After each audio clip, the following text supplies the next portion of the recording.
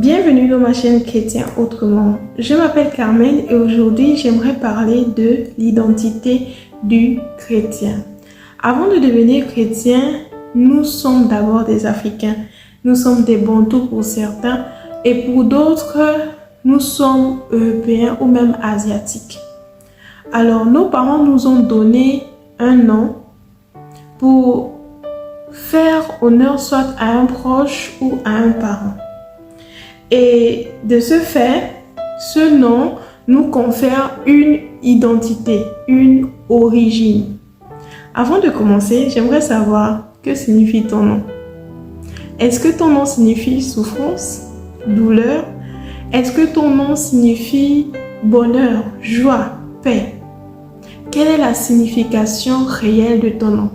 Est-ce que tu t'es déjà posé la question pourquoi mon nom a telle ou telle signification et quel est l'impact de ce nom dans ma vie?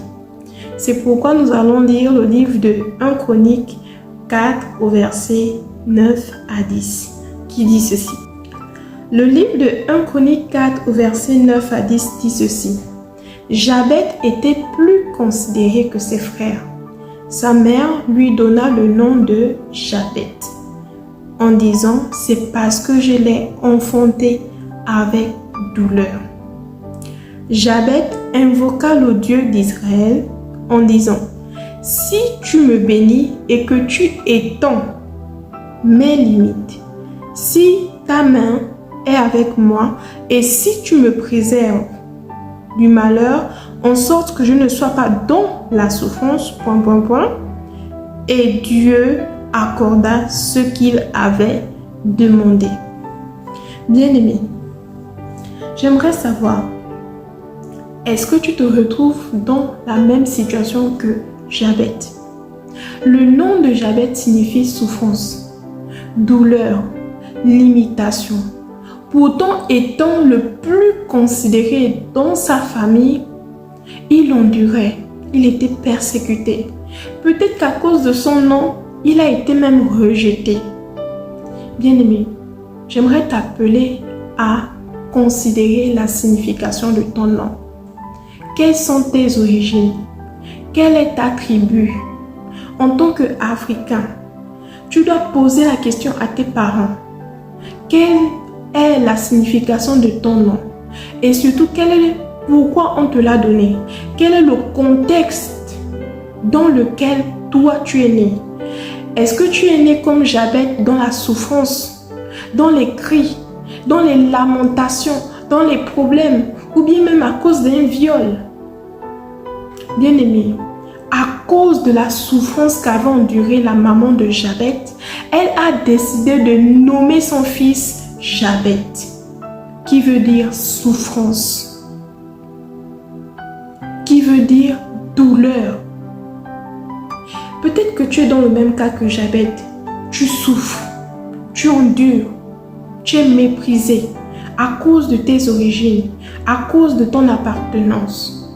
Mais je t'incite aujourd'hui, s'il te plaît, ma soeur, mon frère, si tu écoutes ce message et que tu te retrouves dans le même cas que Jabet, à faire cette prière qu'a fait Jabet. Jabet ne s'est pas lamenté, car étant fatigué, il a fait une promesse à Dieu. Si tu changes mon nom, si tu élargis l'espace de ma tente, si tu me bénis, bien-aimé, tu es peut-être fatigué de jeûner, tu es fatigué des conseils, tu es fatigué et tu es découragé, tu es peut-être persécuté, tu es désespéré comme Jabet. Mais la parole de Dieu nous dit, dans le verset 10, que Dieu accorda ce qu'il avait demandé. Pourquoi? Parce que Jabet n'a pu regarder à son appartenance, à sa descendance, à ses origines. Il n'a pu regarder à l'oncle sur qui il comptait. Il n'a pu regarder aux hommes, mais il a invoqué Dieu. Il a invoqué Dieu. Je ne sais pas ce que ton nom signifie, mais je t'exhorterai à te lever maintenant, à prier, à rentrer en toi et à lier cet esprit-là qui t'empêche de voir la gloire de Dieu dans ta vie. Bien-aimé, ne désespère pas. De la même manière que Jabez a changé d'identité, invoque Dieu afin que lui seul change aussi ton histoire. Moïse s'est levé. Amen. Moïse, le nom de Moïse signifiait tirer des eaux. Amen. Cela veut dire que son nom était une force pour lui. Si ton nom n'est pas une source de force pour toi, bien-aimé, fais comme Jabez. Lève-toi et invoque l'Éternel. Bien-aimé, Moïse ne pouvait pas se noyer dans l'eau parce que l'origine de son nom se trouvait même dans les eaux. Bien-aimé, ce que tu dois savoir aujourd'hui, c'est que ton nom a un pouvoir. Ton nom a un impact sur le surnaturel et le naturel. Je ne sais pas comment tu t'appelles. Peut-être que tu t'appelles la mort. Peut-être que tu t'appelles lamentation. Peut-être que tu t'appelles tristesse en ta langue paternelle ou maternelle. Je ne sais pas. Mais sache que le nom de Moïse avait un impact sur la création, mais surtout sur les eaux. Le nom de Moïse était une force pour lui. Peu importe où Moïse se trouvait dans les eaux, sous les eaux ou sur les eaux, il ne pouvait pas mourir. Amen. Parce que son nom avait un impact. Son nom avait une puissance. Amen. Le nom d'une personne a une identité et a le pouvoir d'impacter ta vie négativement ou positivement. Mais si tu es dans le cas de Jabez, ne néglige plus rien. En 2025, tu ne dois plus négliger aucune chose. Tu as prié, tu as jeûné, tu as cassé, tu as détruit, je ne sais pas. Tu as assidu dans ton ministère. Mais rien ne se passe. Il est peut-être temps de chercher dans tes origines. Que veut dire ton nom et pourquoi on t'a donné ce nom? Dans quelles circonstances tu es né? Est-ce que tu es né dans la joie? Est-ce que tu es né dans les disputes, dans les problèmes? Quelle est l'histoire de ta maman? Quelle est l'histoire de ton papa? Est-ce que tu es un enfant qui est venu pour apporter la paix? Est-ce que ta naissance est source de joie ou bien a été source de conflit pour tes parents? Ne regarde plus à ce que les hommes pourraient dire. Mais fais comme Jabez. Si ton nom est source de limitation, si ton nom est source de problèmes, source de lamentation, partout où tu passes, tu apportes les problèmes, tu apportes les disputes, partout où tu passes, il y a les blocages. Fais comme Jabez, lève-toi et invoque l'Éternel. Fais-lui cette promesse que Jabez a fait au verset 10, qui dit, si tu me bénis, c'est une condition. Si tu me bénis et que tu étendes mes limites, si ta main est avec moi et si tu me préserves du malheur, fais cette déclaration à Dieu. Parfois, nous les chrétiens, nous passons à côté. D'accord? Parfois, les chrétiens, nous aimons les longues prières, les prières kilométriques. Jabez n'a pas jeûné. Jabez n'a pas dîmé. Mais il a fait une promesse à Dieu. Il a dit, si tu me bénis, si tu élargis l'espace de ma tente, si tu me préserves du malheur, en sorte que je ne sois pas dans la souffrance.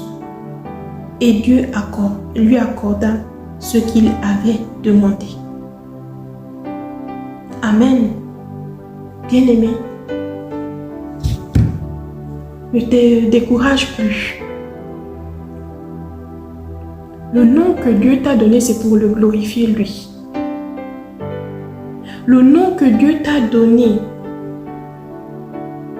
c'est pour le servir. Le nom que Dieu t'a donné, c'est pour apporter la joie. Bien-aimé, en 2025, ton histoire doit changer. Si ton nom signifiait souffrance, à partir d'aujourd'hui, tu dois demander à Dieu de changer ton identité. Il a changé celui d'Abraham en Abraham, de Sarah en Sarai,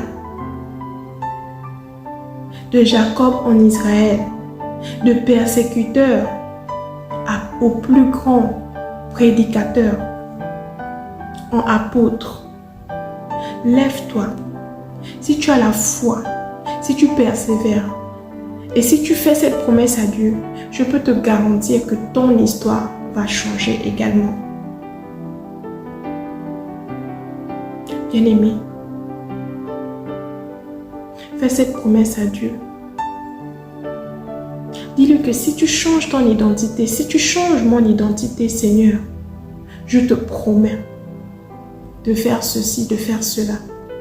Si tu changes mon nom, si tu changes mes pleurs en cris de joie, voilà ce que moi je m'engage à faire pour toi.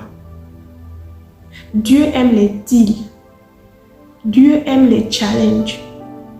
Dieu aime les promesses. S'il a changé la vie de Jabez, la Bible déclare que à cause des souffrances de sa mère, sa mère lui a donné le nom de Jabez. La responsabilité nous engage aussi, nous chrétiens qui sommes déjà parents. Attention au nom que nous donnons aux enfants. Attention au nom que nous donnons à nos enfants. Car ces noms-là auront de l'impact dans leur vie, dans leur avenir, dans leur présent, dans leur caractère et même dans leur comportement.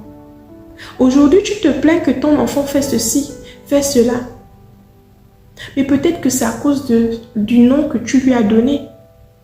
Ayons le discernement. Alors on se dit à la semaine prochaine et que Dieu vous bénisse. Bye bye. À la semaine prochaine.